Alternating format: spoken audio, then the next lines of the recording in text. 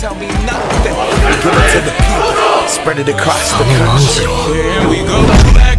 This is the moment. This is the night. We'll fight till it's over. Like the ceiling can't move. Like the ceiling can't move.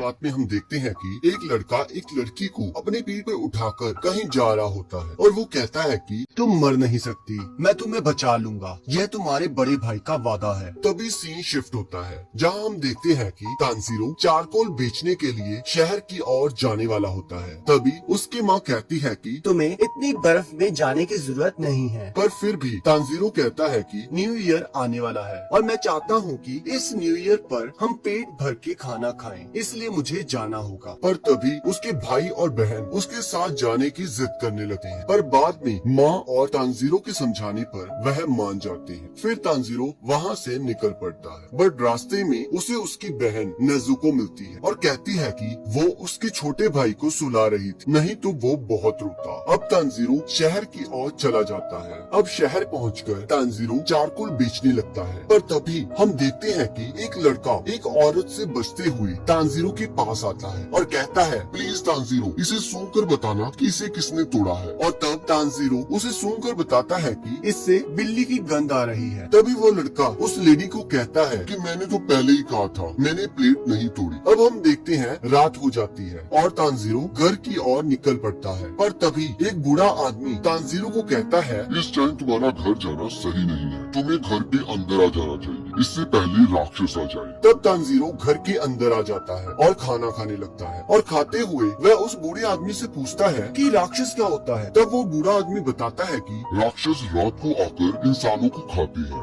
इसलिए तुम्हारा रात को घूमना ठीक नहीं, तुम सो जाओ और सुबह अपने घर निकल जाना। अब सुबह तानजीरो घर के लिए चल पड़ता है, पर जैसे ही वो अपने घर के पास पहुंचता है तो उसे खून की स्मेल आने लगती है और वो भागते भागते अपने घर के पास पहुंचता है। पर जैसे ही वो वहां पहुंचता है तो वो देखता है कि उसके घर के सभी लोग मारे गए हैं। यह देखकर वो बहुत ज्यादा हैरान हो जाता है और सोचने लगता है कि ये किसने किया। इसी बीच वो देखता है कि उसकी बहन नेजुको अभी जिंदा है और वह उसे अपनी पीठ पर उठाकर हॉस्पिटल की ओर भागने लगता है। भागते भागते तानजीरो काफी थक जाता है और ठंड की वजह से उसका सांस लेना भी मुश्किल हो जाता है। पर तभी अचानक हम देखते हैं कि नेजुको राक्षस में बदलना शुरू हो जाती है और वो दोनों पहाड़ी से नीचे गिर जाते हैं, पर बर्फ की वजह से वो दोनों बच जाते हैं। पर तभी तानजीरो देखता है कि नेजुको अपने पैरों पर खड़ी होती है। तब तानजीरो कहता है, तुम्हें खड़े होने की जरूरत नहीं है, मैं तुम्हें उठाकर डॉक्टर के पास ले जाऊंगा। और तभी राक्षस बनी नेजुको तानजीरो पर हमला कर देती है और तानजीरो अपने आप को बचाने के लिए अपनी कुल्हाड़ी की लकड़ी को उसके मुंह में फंसा देता है। पर नेजुको तानजीरो पर भारी पड़ने लगती है और तानजीरो इमोशनल होकर कहने लगता है, मुझे माफ करना, जब तुम मर रहे थे मैं सो रहा था, मैं किसी को भी बचा नहीं सका, पर मैं कम से कम तुम्हें जरूर बचाऊंगा,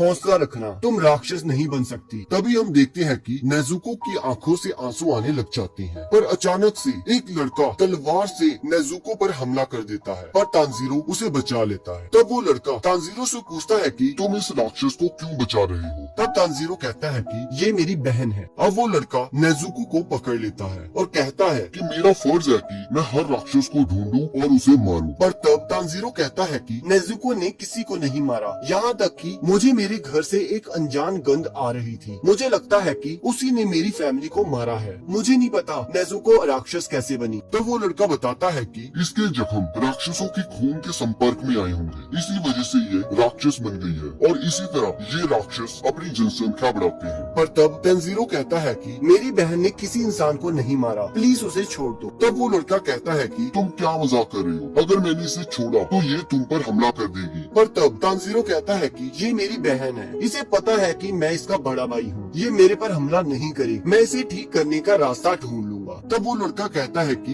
एक बार कोई इंसान राक्षस बन जाए तो वह वापस इंसान नहीं बन सकता। पर तानजीरो कहता है कि प्लीज इसे छोड़ दो, मैं कोई ना कोई रास्ता जरूर ढूंढ लूंगा। और उसके आगे गिड़गिड़ाने लगता है। तब वो लड़का कहता है कि तुम इसे ठीक नहीं कर सकते, अगर मैंने इसे छोड़ा तो तुम भी राक्षस बन जाओगे, क्या तुम यही चाहते हो? और वैसे भी तुम बहुत कमजोर हो। हाँ, शायद राक्षसों के पास तुम्हारी बहन को ठीक करने का कोई रास्ता हो, पर वो ऐसा कभी नहीं करेंगे क्योंकि ताकतवर हमेशा कमजोर को दबाता है। तब वो लड़का नेजुको पर हमला कर देता है, जिसे देखकर तेंजिरो उस लड़के पर हमला कर देता है, पर वो लड़का तेंजिरो के सिर पर मारकर उसे बेहोश कर देता है। और तभी वह देखता है कि तांजीरो के पास उसकी कुल्हाड़ी नहीं है, और तभी तांजीरो की कुल्हाड़ी उसके पास से गुजरकर पेड़ पर लगती है। तब वो लड़का तांजीरो की चालाकी को देखकर काफी इम्प्रेस हो जाता है कि कैसे उसने उसे चकमा देकर उलझाए रखा, पर उसका असली प्लान तो कुछ और था। पर तभी नेजुको उस लड़के पर हमला कर देती है और तांजीरो की तरफ जाने लगती है। पहले तो उस लड़के को लगता है कि नेजुको तांजीरो पर हमला करने वाली है, पर अचानक वो देखता है कि नेजुको तांजीरो को बचाने लगती है। अब एक तरफ नेजुको उस लड़के पर हमला करने वाली होती है और दूसरी तरफ वो लड़का सोचता है कि ऐसा कैसे हो सकता है, ये बहुत ज्यादा घायल है, इस टाइम इसे भूख भी बहुत लग रही होगी, पर फिर भी ये अपने भाई को खाने की जगह उसे बचा रही है। तब वो लड़का सोचता है कि शायद ये बाकियों से अलग है। तो वो नाजुको को बेहोश कर देता है, और जब तांजीरो उठता है तो वो देखता है कि नेजुको उसके पास लेटी होती है, और वो लड़का कहता है कि तुम उठ गए, जाओ जल्द से जल्द माउंट सागिरी चले जाओ, वहाँ तुम्हें एक बूढ़ा आदमी मिलेगा जिसका नाम साकोंजी उरोकोडाकी होगा। जब वो तुम्हें मिल जाए तो उसे कहना कि तुम्हें गियू टोमियोका ने भेजा है, और कहता है कि अभी आसमान में बादल है, अभी तुम्हारी बहन बची रहेगी, पर ध्यान रखना इसे कभी भी सूरज की रोशनी में मत जाने देना। और यह कहकर वो चले जाता है, और फिर सीन शिफ्ट होता है और हम देखते हैं कि तांजीरो अपने घर वालों को दफनाकर माउंट सागिरी की ओर चल पड़ता है, और इसी के साथ एपिसोड खत्म हो जाता है।